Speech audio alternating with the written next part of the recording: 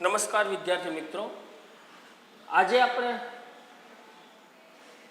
પાઠ નંબર 8 કુદરતી સંસાધનો એના વિશે આપણે ચર્ચા કરવાની છે, જેની અંદર બોર્ડમાં આપણે આ પાઠમાંથી કુલ 3 માર્કનો પૂછે છે કે જેમાં 2 માર્કનો પ્રશ્ન અને એક હેતુલક્ષી અથવા તો 3 ગુણનો પ્રશ્ન અને એક હેતુલક્ષી પ્રશ્ન પણ હોઈ શકે અને 2 ગુણનો પ્રશ્ન અને એક હેતુલક્ષી પ્રશ્ન પણ હોઈ શકે। કુદરતી સંસાધન તો કોને કહેવાય? કુદરતી સંસાધન, કુદરતી સંસાધન પહેલા તો આપણે છે ને ઈ વિશે વિચાર કરવો પડે કે સંસાધન કોને કહેવું। તો સંસાધન કોને કહેવાય? માની લો કે કોઈ પણ વસ્તુ જ્યારે એ માનવ ઉપયોગમાં, કોઈ પણ વસ્તુ છે એ માનવી એનો ઉપયોગ કરે ત્યારે એ વસ્તુ આપણા માટે બની જાય છે સંસાધન। કુદરતી સંસાધન, કુદરતી એટલે કે કુદરત આવી વસ્તુ એટલે કે ભગવાન, કે ભગવાન દ્વારા એટલે કે કુદરત દ્વારા આપણે જે વસ્તુઓ મળી છે, જેનો ઉપયોગ આપણે માનવ કલ્યાણ માટે કરી છે, એ બધી જ સંપત્તિ છે એ આપણા માટે સંસાધન બની જાય છે, જેનો ઉપયોગ કરી અને આપણે માનવી છે એ આગળ વધી છે। તો આપણે જોઈએ કુદરતી સંસાધન કે આપણે સંસાધનનો તમને એક વસ્તુ કહી દઉં કે માની લો કે કોઈ વસ્તુ એવી છે કે ખૂણામાં એ વસ્તુ પડી છે પણ એ વસ્તુ આપણે ઉપયોગમાં નથી આવતી, તો એ વસ્તુ આપણા માટે સંસાધન નથી। તમને બીજું એક એક્ઝામ્પલ આપું, માની લો કે પૃથ્વીના પેટાળમાં લાખો કરોડો વર્ષ થયા આ જે ખનિજ છે, જે લોખંડ, તાંબુ, સોનું, પિત્તળ, કાંસુ, XYZ વસ્તુ, એ કરોડો વર્ષ થયા જમીનની અંદર દટાયેલી છે। તો એ સમયની અંદર હું આદિવાસીની વાત કરું તો આદિવાસી માટે એ સંસાધન નહોતા, કારણ કે આદિવાસી એનો ઉપયોગ કરતો નહીં। આદિવાસીના સમયમાં જમીનની અંદર ખનિજો દટાયેલા હતા જ, તો એ એના માટે સંસાધન નહોતા, કારણ કે એનો ઉપયોગ નહોતો કરતો। પરંતુ હવે અત્યારે આપણે આધુનિક યુગમાં એ બધી જ વસ્તુઓનો આપણે ઉપયોગ કરી છે, તો એ બધી જ વસ્તુઓ છે એ આપણા માટે શું બની જાય? સંસાધન। તો આપણે એવા કુદરતી સંસાધન કે કુદરતનો સહારો લઈ અને આપણે ઘણી બધી વસ્તુઓ છે એ કુદરત દ્વારા જ મળે છે, એનો ઉપયોગ કરીને જ આપણે આગળ વધી શકીએ, આપણો વિકાસ કરી શકીએ। જેમાં આપણે સંસાધનના ઉપયોગો જોઈએ તો સંસાધન છે ખોરાક તરીકે। જો હવે તમે કુદરતનો સહારો લીધા વગર તમે વિકાસ કરો નો અશક્ય વસ્તુ છે, કારણ કે તમારે કુદરતનો સહારો લેવો જ પડે। આજે તમે સૌથી મોટામાં મોટી કુદરતી વસ્તુ કહો, આ જમીન ઉપર, આ જમીનનો પોપડો જો, તમારે જમીનનો ઉપયોગ કર્યા વગર તમે આગળ વધી શકો નહીં। તમારે એક યા બીજા કારણે કુદરત ઉપર તો આધાર રાખવો જ પડે। જેમ કે આપણે પહેલી જ વાત કરીએ કે સંસાધન ખોરાક તરીકે, ચાલો તમારે ખોરાક મેળવવો છે પણ તમારે કુદરતી વસ્તુ છે ને એનો ઉપયોગ નહીં કરવાનો, તો આપણે ખોરાક પ્રાપ્ત થશે તો તમારે એક યા બીજી રીતે કુદરત ઉપર તો આધાર રાખવો જ પડશે। દાખલા તરીકે માનવીની ખોરાકની જરૂરિયાતો વિવિધ સંસાધનોમાંથી જ પૂરી થાય છે, કારણ કે આપણે જે ખોરાક ખાય છે, ઘઉં, ચોખા, બાજરો કે અન્ય ખાદ્ય પદાર્થ, એની એ બધી જ વસ્તુઓ આપણે જુદા જુદા સંસાધનોમાંથી જ પ્રાપ્ત થાય છે। કુદરતી રીતે થતા ફળો, ખાદ્ય પાકો, દૂધ, માંસ, માછલા, મધ, આ બધી જ વસ્તુઓ જો કુદરતી છે।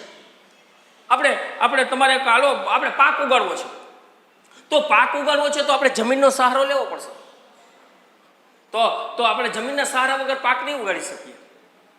તો આપણે કોઈ પણ એવા કૃષિ પાકો છે, આપણે જંગલમાંથી કોઈ પણ ખાદ્ય ચીજ વસ્તુઓ લેવી છે તો આપણે જંગલનો સહારો લેવો પડશે, તો જંગલ એક ખુદ કુદરતી સંસાધન થઈ ગયું। આપણે મધ મેળવવું છે, આપણે જળાશયોમાંથી માછલા મેળવવા છે, તમારે કોઈ પણ વસ્તુ મેળવવી હોય તો તમારે છેવટે તો કુદરતી સંસાધનનો સહારો લેવો જ પડે। એવી જ રીતના જેમ ખોરાકની અંદર આપણે સંસાધનનો ઉપયોગ કર્યો, એવી જ રીતે આપણે સંસાધન કાચા માલના સ્ત્રોત તરીકે તમારે કોઈ પણ વસ્તુ બનાવી છે, તમારે છેવટે તો કુદરતી સંસાધનના આધાર રાખવો જ પડશે, કારણ કે બધી જ જે આપણે કાચી વસ્તુ છે એ બધી કાચી વસ્તુ છે આપણે કુદરતી સંસાધનોમાંથી જ પ્રાપ્ત થાય છે। મારે કોઈ પણ ઉદ્યોગ સ્થાપવો છે, હાલો આ શર્ટ, અમારે શર્ટ બનાવવો છે તો આનું કાચું મટીરિયલ રૂ, તો એ રૂ ક્યાં ઉગ્યું? ખેતરમાં, જમીન ઉપર આધાર્યું।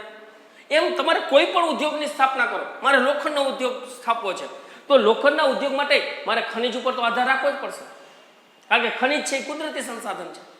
એવી રીતના સંસાધન કાચા માલના સ્ત્રોત તરીકે જોઈએ તો જંગલમાંથી પ્રાપ્ત થતી વિવિધ ચીજો અથવા તો ખેતી દ્વારા ઉપલબ્ધ થતા જુદા જુદા પાકો, સામગ્રીઓ, ઊન, ચામડા, માંસ, જુદા જુદા ખનિજ, અયસ્ક, આ બધી જ વસ્તુઓ છે આપણે કુદરતી સંસાધનમાંથી જ મળે છે.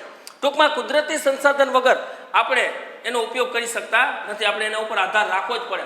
આ એના કાચા માલનો સ્ત્રોત છે. આપણે કોઈ પણ વસ્તુ, કાચી વસ્તુ જોતી હોય ને તો એ કાચી વસ્તુ મેળવવા માટે આપણે કુદરતી સંસાધનો પર આધાર રાખવો પડે. એવી જ રીતે ત્રીજું છે શક્તિના સંસાધનો તરીકે. શક્તિ એટલે જો આ પંખો છે એને ચલાવવા માટે વીજળીની જરૂર પડે. તો આ વીજળી ક્યાંથી ઉત્પન્ન થઈ? તો કે કોલસો. તો કોલસો છે એ જમીનમાંથી મળે છે. પણ અથવા હાલો આપણે કોલસાની જરૂર નથી, આપણે સૂર્યપ્રકાશમાંથી વીજળી મેળવી છે. તો સૂર્ય કુદરતી સંસાધન છે. આપણે પાણીમાંથી વીજળી ઉત્પન્ન કરવી છે, આપણે પવનમાંથી વીજળી ઉત્પન્ન કરવી છે. તો ટૂંકમાં તમે કોઈ પણ શક્તિના સંસાધનનો ઉપયોગ કરો તો એ તમારે કુદરતી સંસાધનનો ઉપયોગ કરવો જ પડે. દાખલા તરીકે કોલસો, પેટ્રોલિયમ, કુદરતી વાયુ, સૂર્યપ્રકાશ, ભરતી અને ઓટ, જળધોધ વગેરેનો ઉપયોગ કરી અને આપણે બધી જ વસ્તુઓ, ચીજ વસ્તુઓ છે એ મેળવી શકીએ છીએ. તો આ બધી જ વસ્તુઓ છે એ આ સંસાધનના ઉપયોગો છે કે આપણે કોઈ પણ વસ્તુ છે એ પ્રાપ્ત કરવી હોય તો છેવટે એનો આધાર કેની ઉપર રાખવો પડે? તો કે કુદરતી સંસાધનો ઉપર આધાર રાખવો પડે.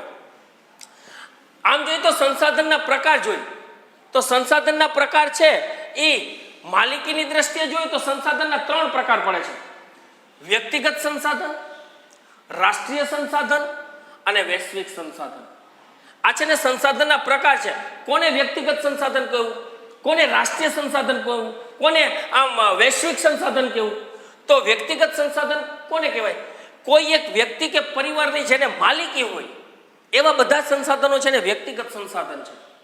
દાખલા તરીકે હું એમ કહું કે હાલો આ મકાન છે, આ મકાન મારું છે, મારી માલિકી છે, તો આ સંસાધન થયું તો એનો માલિક હું છું. આની માલિકી છે મારા પરિવારની છે, તો એ વ્યક્તિગત સંસાધન થયું. દાખલા તરીકે જમીન, મકાન, આ બધા કેવા સંસાધન છે? વ્યક્તિગત સંસાધન છે. એવી જ રીતના રાષ્ટ્રીય સંસાધનની વાત કરું. રાષ્ટ્રીય એટલે આપણા દેશની, જેની મિલકત છે આપણા દેશની હોય.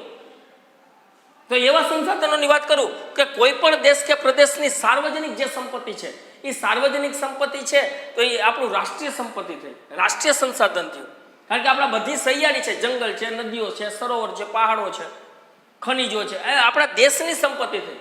દાખલા તરીકે એવી જ રીતના આપણું લશ્કર, આપણો આંતરરાષ્ટ્રીય વેપાર આપણી રાષ્ટ્રીય સંપત્તિ છે. ત્રીજું આવે વૈશ્વિક સંસાધન, જેનો ઉપયોગ વિશ્વના તમામ માનવીઓના કલ્યાણ માટે થતો હોય એવા સંસાધનને આપણે વૈશ્વિક સંસાધન કહેવાય. સમગ્ર દુનિયાની ભૌતિક અને અભૌતિક એવી તમામ સંપત્તિ કે જેનો ઉપયોગ માનવ કલ્યાણમાં થતો હોય એ તમામ જે સંપત્તિ છે એ વૈશ્વિક સંસાધન કહેવાય. દાખલા તરીકે વિશ્વના બધા રાષ્ટ્રોની સહિયારી માલિકીના સંસાધનો. ઘણી બધી વસ્તુઓ કુદરતી દ્વારા એવી મેળવી હોય જેની માલિકી છે વિશ્વની તમામ છે.